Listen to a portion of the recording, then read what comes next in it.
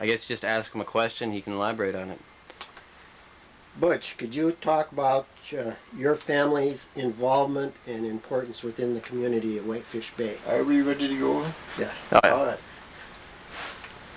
Well, my dad came here in 1884, and he was a commercial fisherman. And he fished until I would say about 40, something like that. But he came as a young man then at fishing. And he fished, I think it was in 1940 or somewhere along there, and Brother Earl and Brother Omer took over, and I worked for them. And we fished until 1955, and then the lamprey eel got the best of us.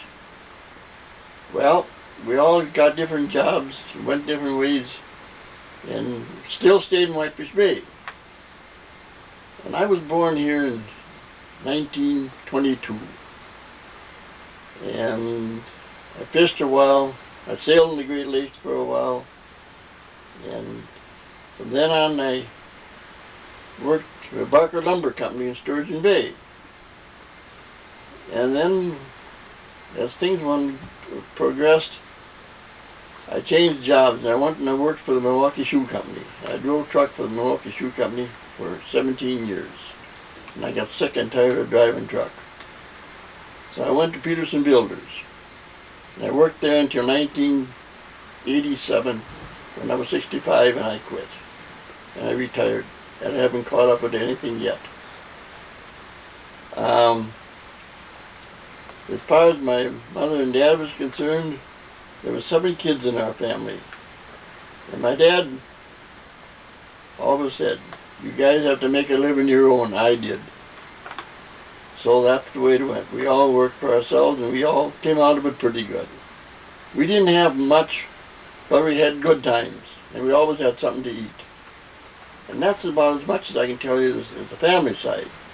Now the next question. Tell us about the fishing operation on Whitefish Bay and the activities that were involved around the Whitefish Bay Creek. Well, down at the creek, there was 7 of us fishermen. There was Ed Tipler, Sid Tipler, Frank Lauser, Si Lauser, Brother Earl, Brother Omer, and myself. Lauser brothers fished on one side of the dock, and we fished on the other side. We had a dock that ran out in the water about, I'd say 300 feet, something like that. And then we raised our boats up. We had the hoists. We picked our boats right up in the air. And that's the way. Then we had a trolley that hauled the fish in and out, and the twine and with anchors and stuff like that. And we fished, like I said, until 1955. And, well, let's see. There was Ed Tipler, Sid Tipler, Frank Lauser, and Si Lauser fished together. And then as we came down the beach, coming to the south, going towards Glen Lodge, there was Johnny Sternard. And he fished, and he always had a hired man. But he only had a couple nets. So he didn't fish too much of it. And as we came down farther, I'm getting ahead of my story now. Tipler and Lintner went together, and they fished. That was down towards just about where the ramp is now, just a little bit to the north. But Henry Saran owned the piece of property where the ramp is on right now, and he fished out of there. And then down, there was no fisherman from the ramp all the way down to Glen Lodge. And down there was Tony Sternard. That was John Sternard's brother.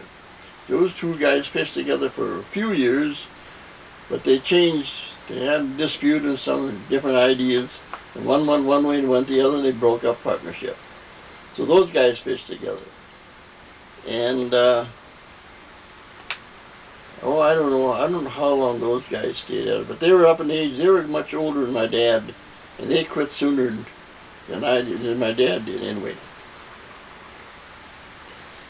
I understand that maybe Westers fished down that area? Westers was down to Lily Bay though.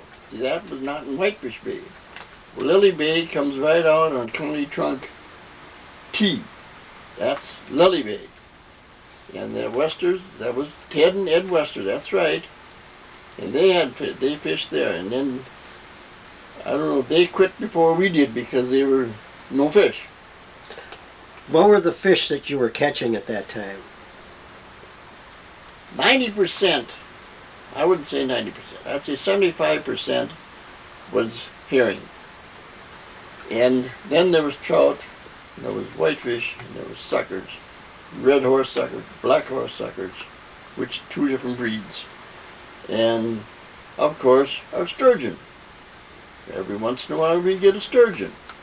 Pretty good sized ones too. The biggest one I ever saw that we took, I should say, which we shouldn't have done, but that's 75 years ago. It was 168 pounds when we weighed them up. And we smoked them, put them in a farmer's milk can, and we buried them in the ice house. And every once in a while we wanted a piece of smoked fish, we'd go up in the ice house and we opened up the milk can and we'd get a piece of smoked fish on it. It was good too. Illegal, that's the reason why probably it's so good. Now, there weren't only fishermen down at the creek, there were some other businesses down there? That was back in the 1800s, Bert. There was a great big sawmill there. And what they had done, the sawmill was set up on the south side of the creek.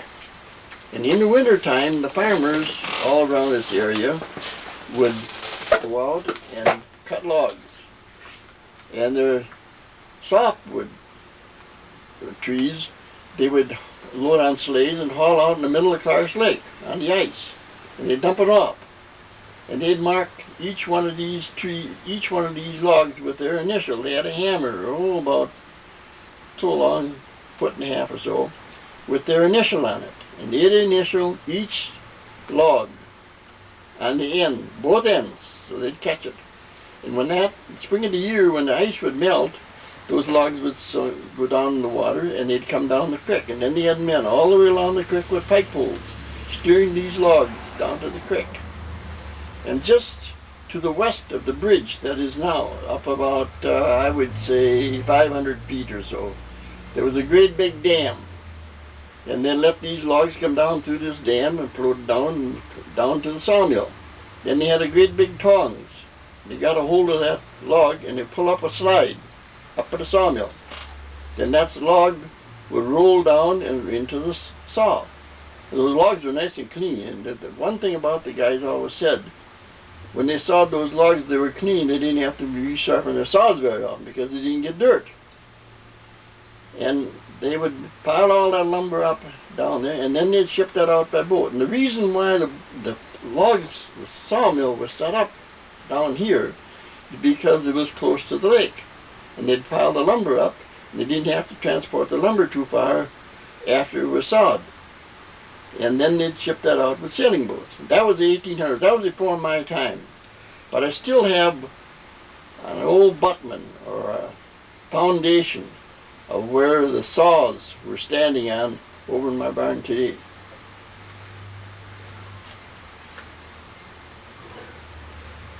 So that lumber then was brought up to the dock and shipped out? That lumber was brought up to this dock. There was a great big dock right down where the ramp is now. That was a long one. I can remember that. But then that lumber was, that's right, Bert, that was hauled up in the spring of the year on wagons. And they would drive, the horses and teams would haul this lumber right out onto the dock. And they had a great big circle that the teams would turn right around with that and come back. They'd come back in and they'd unload those wagons and slide them down the chute onto the sailing boats. And then they'd ship them to Chicago or Milwaukee, Racine, whatever, south on Lake Michigan by sailing boat. So at the time that we were having this commerce with the lumber, Whitefish Bay must have been kind of an active little community. Could you expand on what other businesses were in the community? There was a shingle mill here too. Ed Brown had the shingle mill. And in the wintertime, the farmers would cut these cedar trees. The bigger the tree, the better it was. And they'd cut them 4-foot lengths.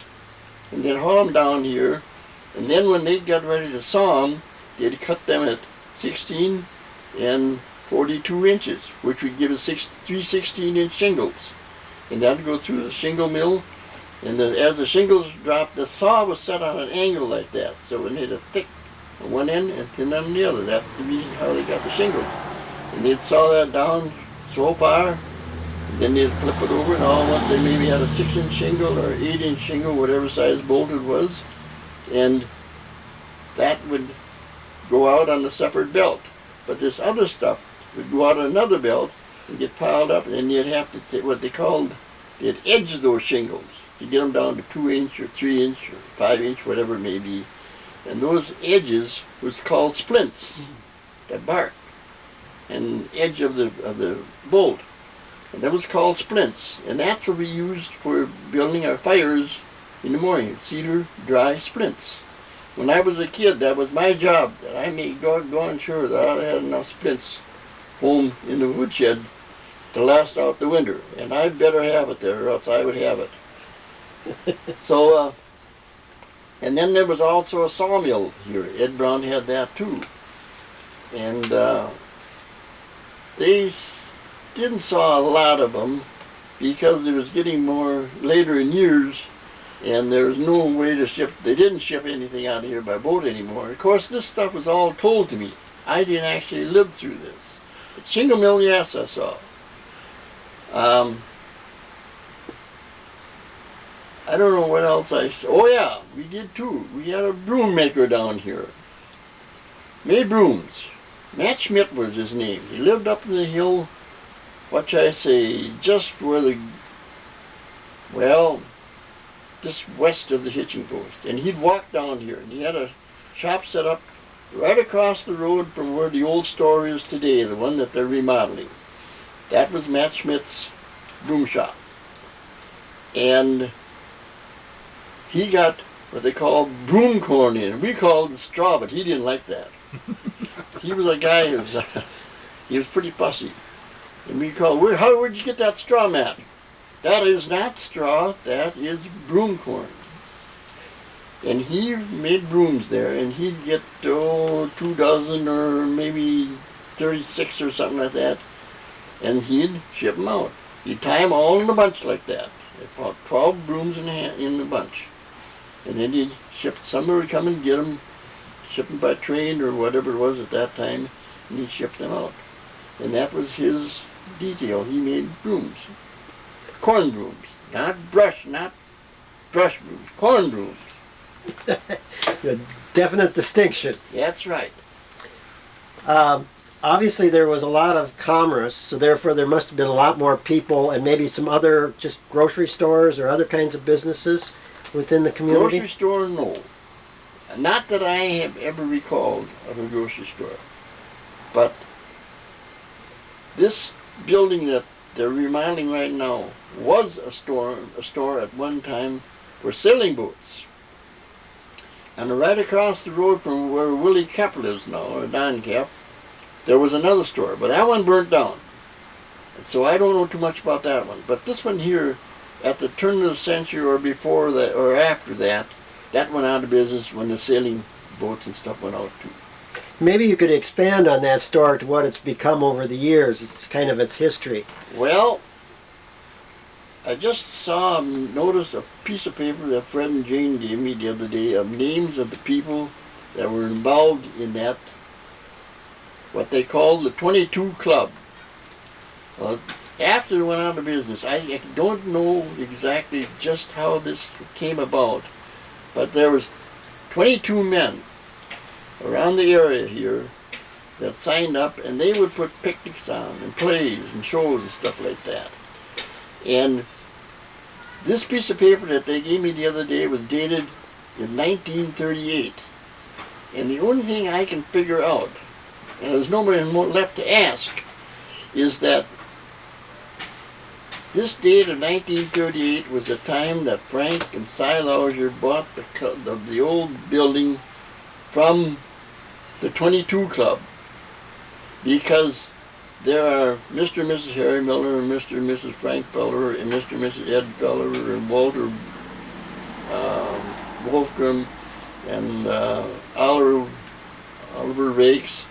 And there was quite a few, and their names and their wives were on this. And the only thing I can figure out in my own mind, which I'm not sure is right, is that these were people that were signing this piece of property over to Frank and Cy Lauscher. For the simple reason, when these names of the women were on there, they had nothing to do with this 22 club. They had nothing to do, it was just men. And I figure as far as signing it off, they had to better sign the women off too in case they come back after them later on. Hey, wait a second. My husband was part owner in that ship, in that clubhouse. So they can't do anything about it. So it was all signed and dated. And then Frank and Cy Lauscher got that, and they kept that, I really don't know how long, till they sold it to a man in Chicago. And then now he died, and Frank and Jane Reeves, or Fred and Jane Reeves, took it over, and they're going to build a new home out of it. My understanding, they're going to keep the storefront. As far as I know, yes. I don't stop and ask Fred too many questions because he gets so doggone many people to stop and find out what's going on here. So he's entertained most of the time with these people coming in and asking questions. Was there ever a post office in Whitefish? To my knowledge, yes. I'll tell you the reason why I say yes. I didn't believe there was. But we got a guy by the name of Jim Hale, wrote a book of all the post office in Door County. And I didn't know this. And they asked me if there ever been a post office, and I says no. But I got a book at home. So I gave it to Jane Reeves, and she looked it up, and sure enough, there was a post office in Whitefish Bay. And I didn't know that. Yeah. So what happened to the stores? I've heard other individuals say that there was a fire here in Whitefish Bay once. That wasn't too many years ago. It was on a Sunday afternoon. It was a lightning storm, and it struck the clubhouse, or the old store. And everybody was around, all of a sudden somebody, hey, that building's afire. And they couldn't believe it, sure enough. They called the fire department, and they got the fire out about 3 o'clock on Sunday afternoon. And if there would have been a night or something like that, the whole thing would have went. She burnt pretty good, much worse than I thought it was, until Fred and Jane started digging into it and finding out how much it was burnt. What about the hitching post and how that got started? And well, that's another long story. The hitching posts, at one time, well, Tom Smoke started the hitching post, but before that, what is Glidden Lodge now was called Long Beach. That was the name of the road that goes through the woods to Lily Bay. And they had a little bit of a, oh, what should I call it, building there that sold real estate. They had a gas pump out in front of it, and they had little knickknacks, candy bars, and stuff like that to sell. And Tom Smoke and Ewald got the bright idea, why don't we make a restaurant? So Tom Smoke and Mr. Smoke built the hitching post. And Tom was in there for, I don't know how many years. And it changed hands quite often. But we got a real good man in there now, Huey Dobner. He does a good job.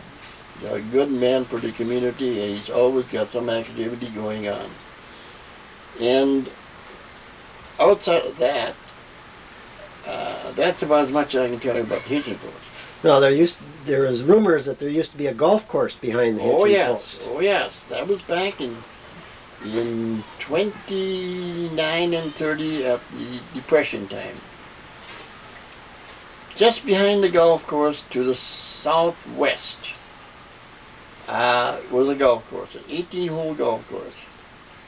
And they had it all laid out, and then the Depression, Mr. Glidden built that golf course. They had it all laid out. The greens are all there, and the tees are all there, the bunkers and the traps. And when we were kids, that was, well, 20, I was 8, 9 years old, something like that. We'd go up there and pick stones off these greens and tees. So they had no way of picking stones those days. They didn't have anything to screen their dirt for the greens, so we had to pick these stones. And we'd have buckets like that. And we'd pick stones. And the reason why they had the kids to pick the stones, because we didn't have so far to bend down. The older people had to bend down farther. And they didn't like the job. And that was true. And all the kids in Whitefish Bay always had a job from it. But we didn't get paid a hell of a lot. But it was something that other kids didn't have income on. And we were fortunate enough to have something to do. And that was the story of the beginning. And then that Depression hit, and they just folded it up. Maybe you could expand on kind of the development of Glidden Lodge and how that's happened over the years. Well, Glidden Lodge, if I remember right,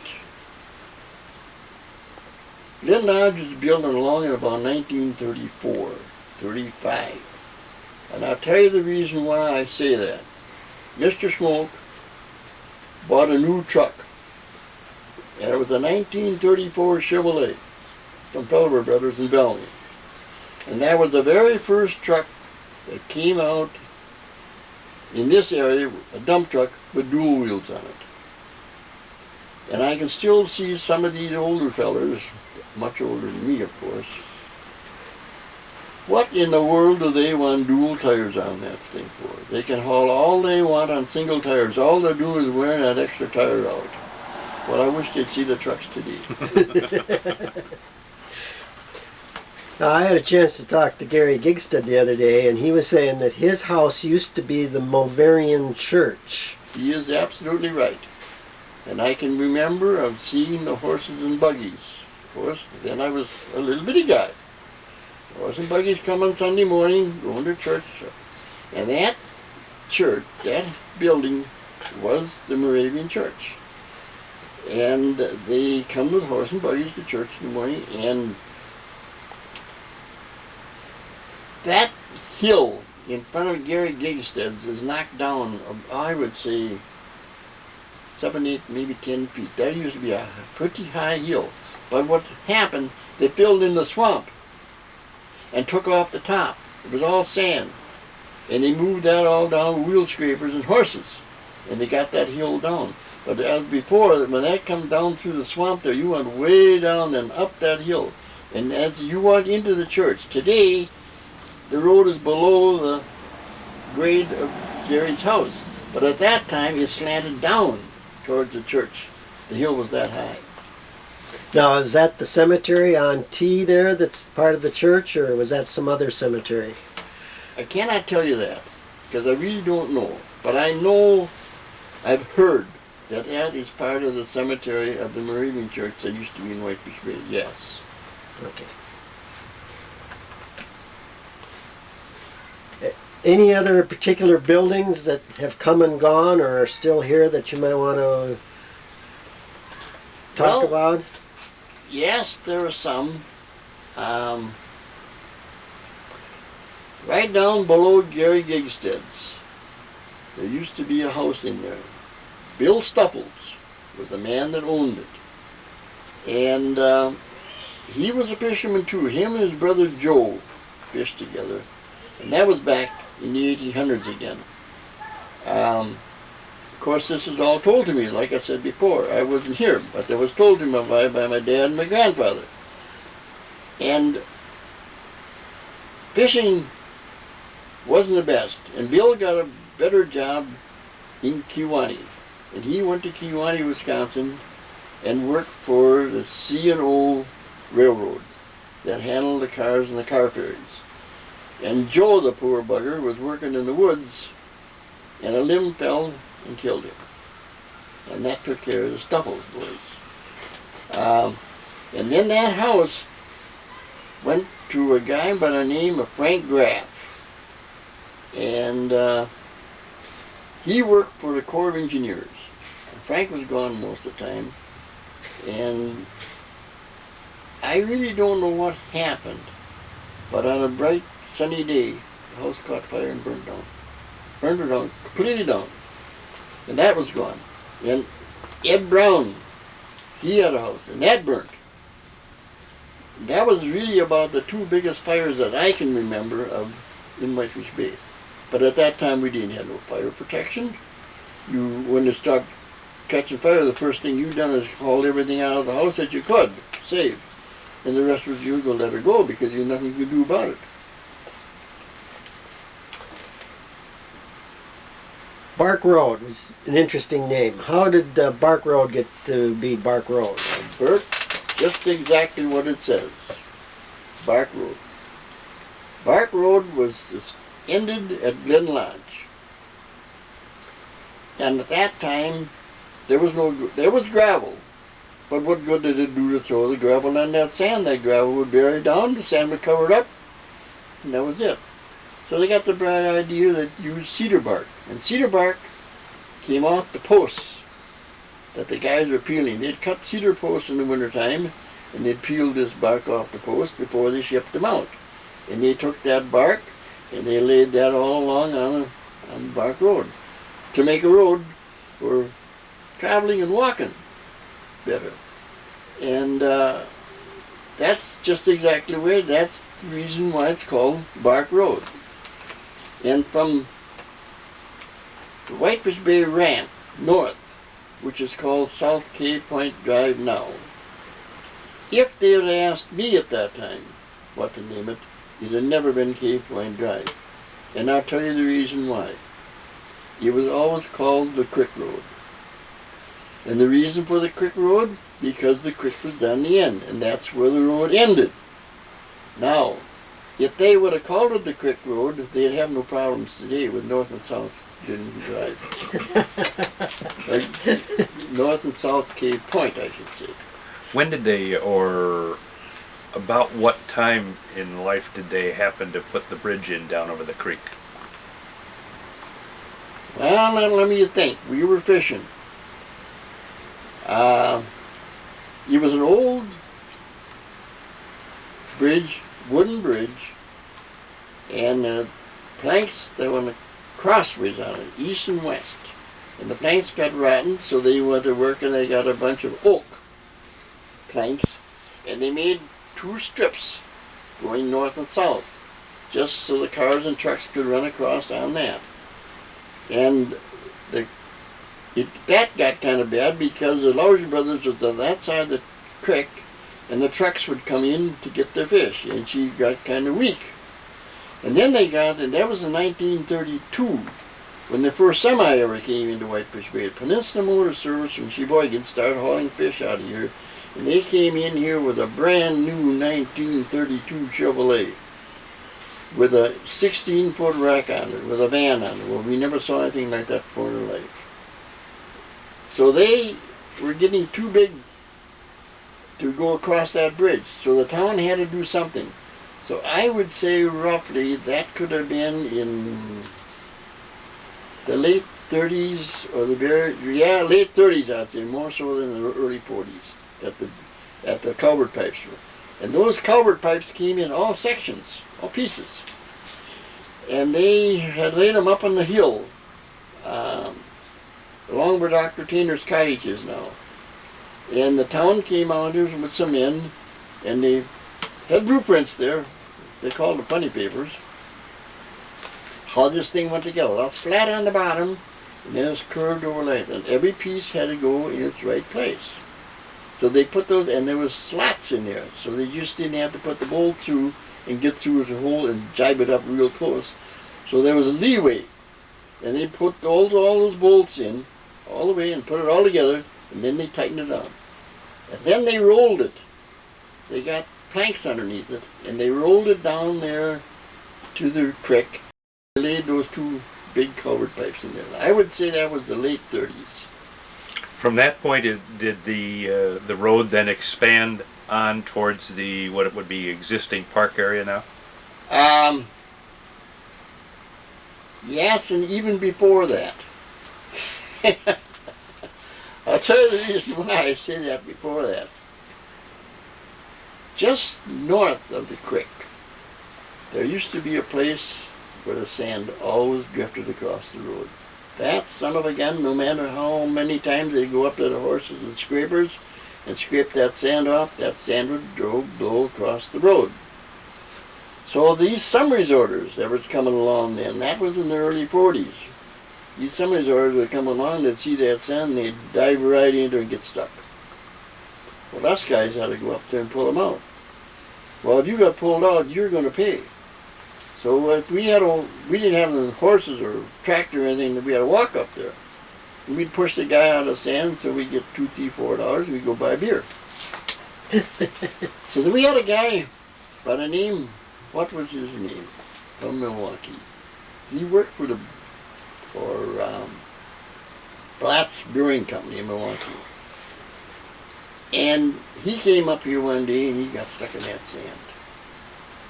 So he walked down, he was a German, kind of broken talking. He said to Brother, I'm stuck in the sand, you come and help me.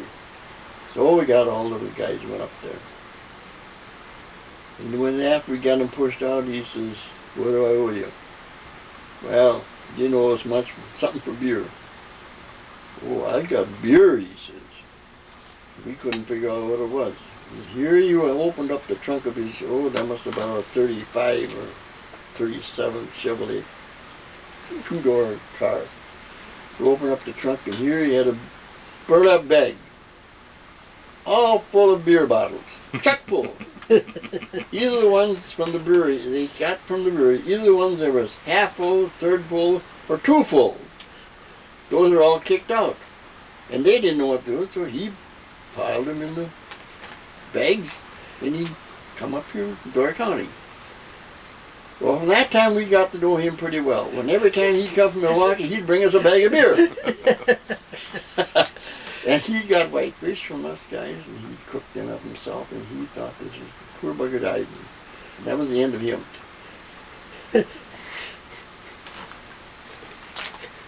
So there was a road that went clear through to the park. Well, that road went through then. And that was all built by Schmuck Brothers. And that was, well, the road was put in there in the late 20s, 30s. It was just nothing but trail. And then when you get up as far as where the old town park was, there the water was real low in the lake. And there they got the bright idea, we're going to have a beach road. So they graded it all down and they gravelled it, all pit run gravel, stones that big and little bitty ones, and they made a road down on the beach. And when they built the road, Frank Larger, my dad, and Sam Terrell down here said, that'll never work.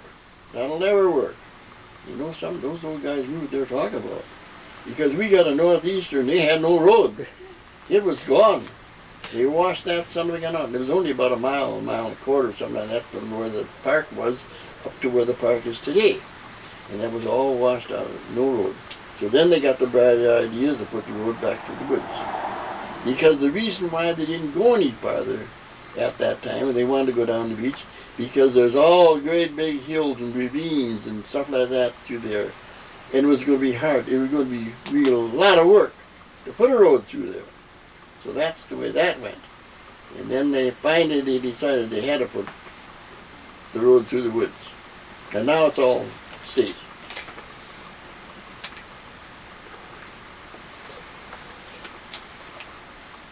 Any other families that you can think of that were important that you wanted to mention?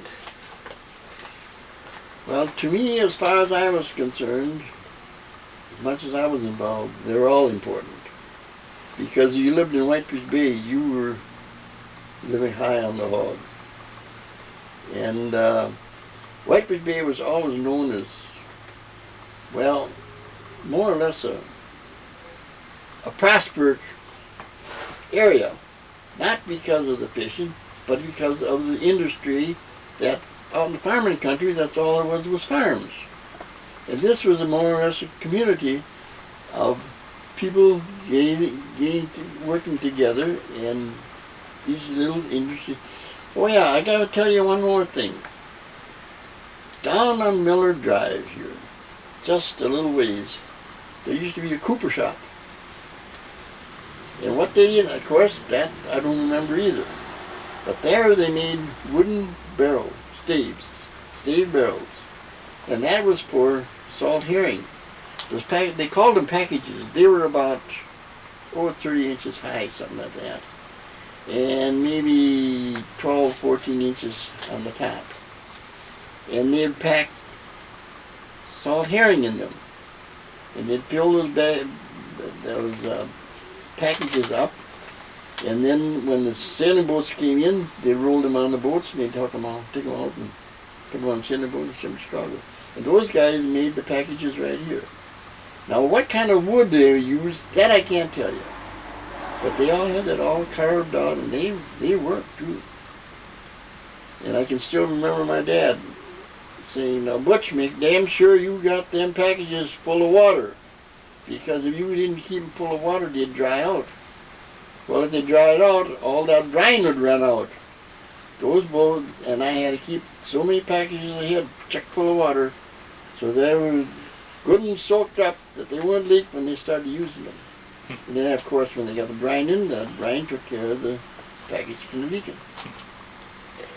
Now, were there any farms actually in the Whitefish Bay area? No. No farms, no. The closest farm was probably Louis Magley up here, where Dale Bear is now. That was probably about the closest one. did you have an ice industry in the wintertime down here? Oh yeah, that was a big deal. We made ice in Clark's Lake, and we'd always watch it. We'd be going up there a couple times a week to find out how thick the ice was, and we wanted to cut the ice anywhere between 12 and 14 inches. And the reason why that was 12 to 14 inches is fit nice in the ice houses. So we watched them. When it got to be 14 inches, we'd go up there and we'd cut ice. We'd clean a great big field off. That was all by hand. We didn't have the snow blowers. Clean that snow all off, and we cut ice. And we had a machine. First we used to cut it by hand. Then we made a machine that would cut about, if the ice was 14 inches, it would cut about 10. And it was all, when we laid out the field, I didn't. I was too much of a kid at that time yet. But Si Lousy had his carpenter square. And he'd drive a nail in the ice. And he'd lay that square down and get a square line, and he'd run that line out, maybe 12, 15, 18 feet one way, and same way the other. Then he'd follow that along with that ice machine. He had a guide on it, which was 22 inches wide. And they'd make a cut through there, and then he had an arm that came down that was 22 inches, and that arm had some cleats on it about that deep. And that would follow in that line that he had already cut. And he'd go back and forth like that with that machine until he got maybe 25, 30 rows cut. Then he'd turn around and he'd make another line, follow that line that I drawed before, when it was square, and he'd cut a line. Then he'd drop that off in there and he'd cut them all out. Now all those cakes were all cut 22 inches square. Well, then we'd have to get a hole in there to get started. Well, the first ones had to break all the pieces, the first 3, 4 of them, so we couldn't. Then we had hand saws with great big teeth on that long, and you'd go up and down like that. Saw that rest of that from 10 inches to 14 inches out. So if we'd get a row or two cut out, then we'd go over and cut about 5, 6 rows. Take the hand saw and cut.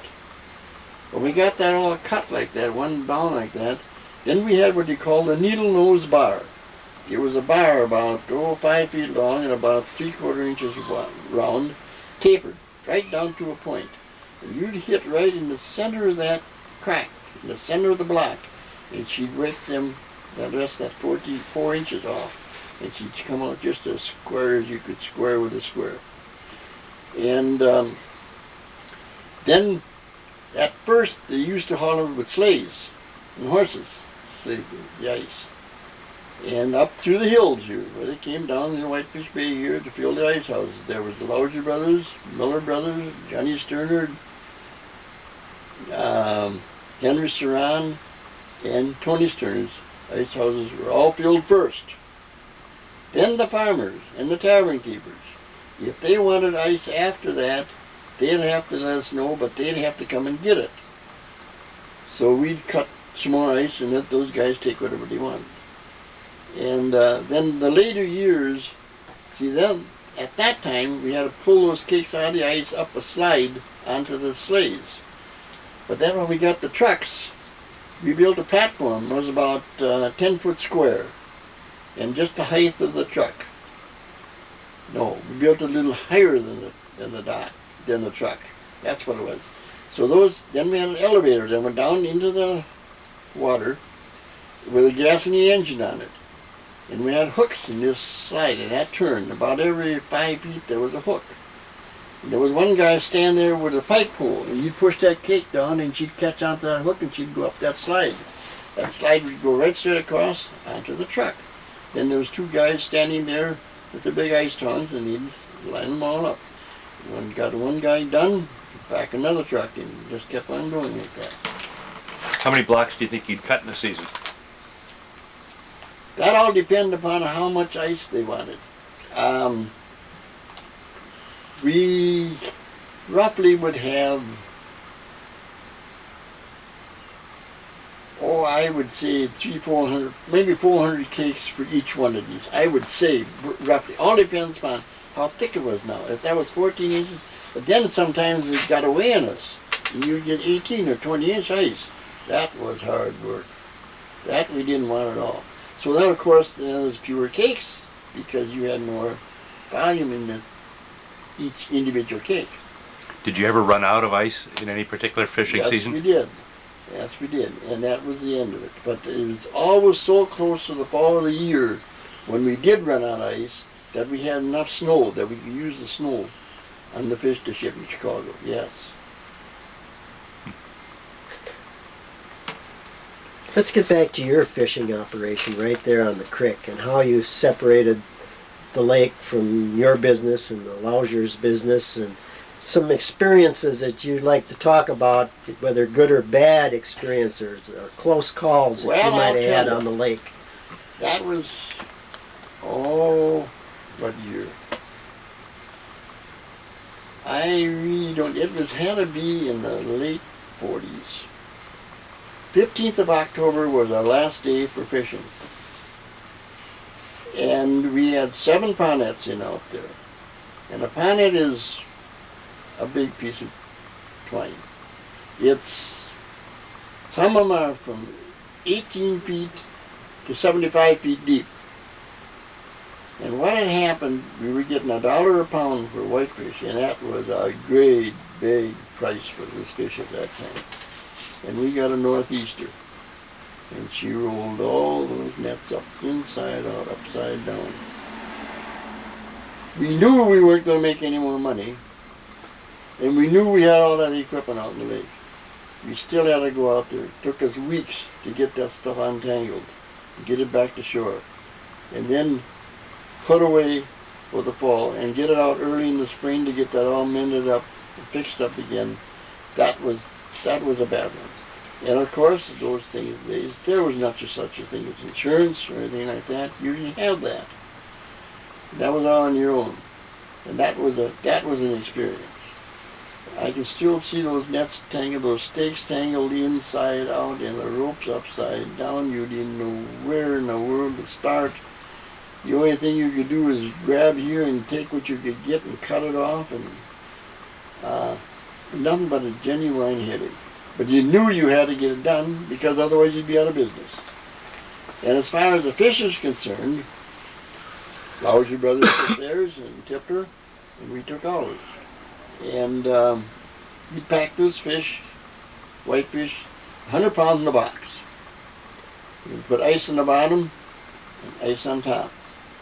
And they always said then we shipped those to Chicago, and always said on the tags, whoever you were shipping to, ice, fish, heavy, in summer. So cold goes down, heat goes up. So we had to put ice on the bottom and more ice on top because of the cold going down. So there would still be some ice on them when they got to Chicago the next day. As far as fish was concerned, we had, I told you before, we had herring and perch and whitefish and trout and lawyers and What are lawyers? a northern. That's actually what they are. They call them, I don't know where they ever got the name lawyer, I don't know where they got the name northerns.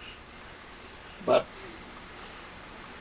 a northern or a lawyer is one of the finest pieces of meat that you can eat if you bone it and skin it.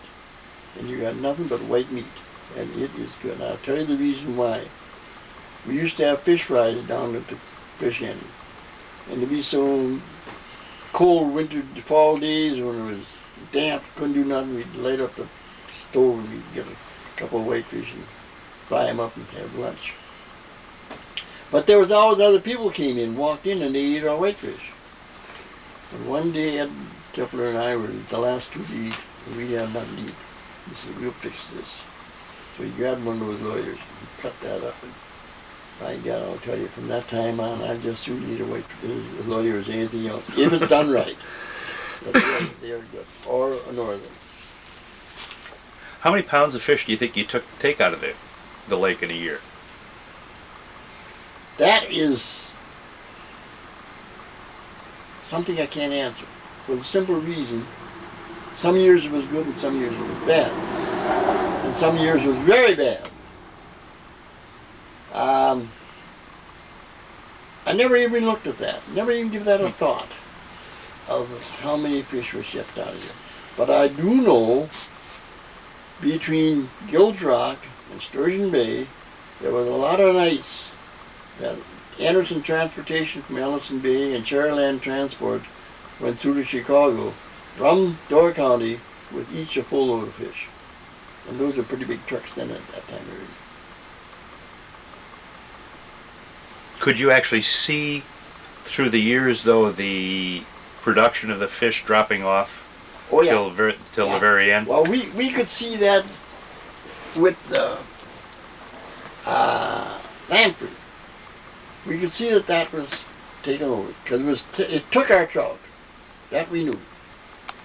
And it also was going on to the whitefish, and we could see that it was coming to the time that there wasn't going to be any. And what had ever happened to all the herring is something the good Lord only knows. But well, there was tons and tons of herring, but nothing. I don't know where they went. So what killed the fishing industry in Whitefish Bay? I would say the lamprey. When was that? That was in, 55 we quit. 1955. Larger Brothers hung out a few more years. I forgot to mention a few minutes ago when we were asking about the fishermen in Whitefish Bay, I forgot the L.E. Brothers. But they were only here a few years. But the L.E. Brothers out of Sturgeon Bay, they fished here too. But I think as the lamprey progressed and more of it, that's as it tapered off, kept on. We could see ahead that it was going to happen. We knew that we were going to go out of business. And that was it. But like I said before, no insurance or anything like that, nothing to back you up. So you had to look for your own, see how you... So once you closed up shop in the mid-50s, okay, what'd you do with all your boats and your equipment? We were some of the fortunate ones. What had happened, there was some guys over in the bay that were still fishing. And they wanted those shallow nets. So Brother Earl and Brother Omer got the idea. They sold the nets to 2 or 3 fishermen over there. We got lucky. But Lauser Brothers and the Lee Brothers, when they quit later, they had no place to go. They burnt theirs. In fact, the Lee Brothers had a lot of them, and they loaded up their truck. And at that time, the incinerator in Sturgeon Bay was still operating. And they went over and they dumped that son of a bucket of twine into that incinerator. And she didn't take it. And she took it all right, but she pretty burnt the whole works up. Because of being so hot so much at one time. And they never knew the difference.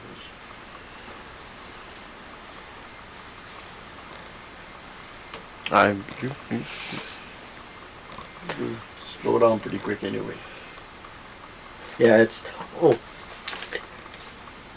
as Whitefish Bay's as a center of commerce disappeared. The resorters, the tourists. What was the thought of the community when the tourists started moving into Whitefish Bay? Well, to tell you the truth, it came so gradual that actually we didn't really take notice of it. In comparison with in the 30s and 2000 or 2003, it was a big change. Because before that it was all just the natives. They knew what they wanted. Now with all, I better not say it, in here, the natives don't have anything to say anymore. Of course, there isn't enough of us. Right here in Whitefish Bay, as far as natives concerned, Erna Hughes is the oldest, and I'm the next one. So there ain't much left no more to have any viewpoints. But the tourists were more or less accepted as they came through. And They like to see the tourists come, absolutely. For the simple reason it was more income. There was some money coming in from a different source. By all means, yes. They were welcomed. Oh, sure. And they are today. But it's ages against us. We're from the old school and they're from the new one. So that makes the difference.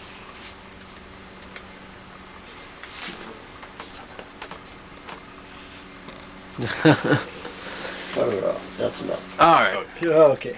And he's still fishing up there. I don't know who's... Weaver brothers. Weaver's, okay.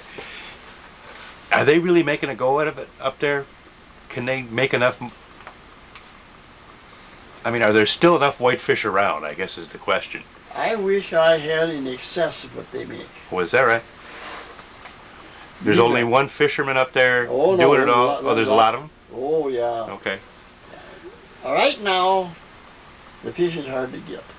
But in the fall of the year, the last 3 weeks, up until the 25th of October, those guys make a killing. Do they? Oh, yeah. And the nice part of it is, biggest part of the fish are sold right here. Yeah. Biggest part. Now, like the white gull, the Viking, those guys piled up tons of fish. Sure. For those guys, they got their own freezers. Yeah. They got their certain area. These guys, when they want 25 pounds or 50 pounds, whatever, they go and get it. That's all piled up there for them.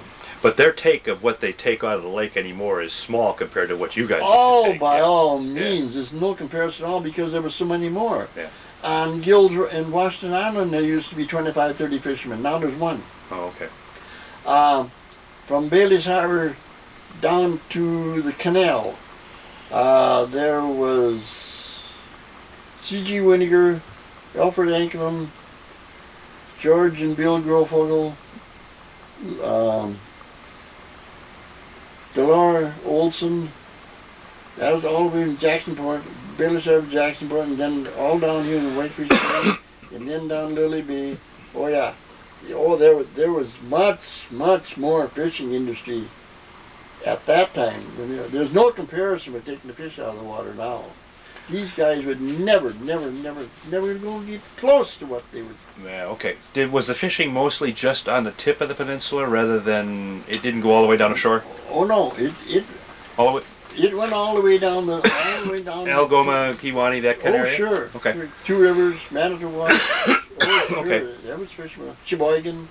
Yeah, but Sheboygan is more meat and that kind of country, but right? there's still fishermen there. Okay. Oh sure, gilded boats, sure.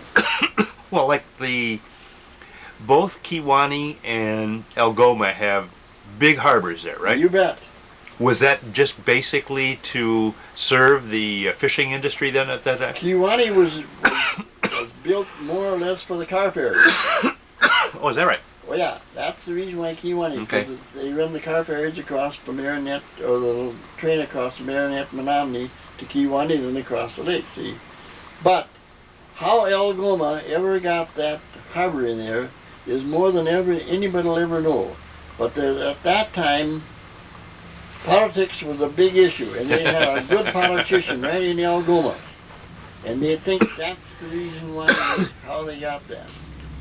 That's the way most people get things, I think, is politics. Probably. And that Algoma Harbor is one of the few breakwalls that I've ever known that was built the way it is. That's built of cement cribs. Yeah.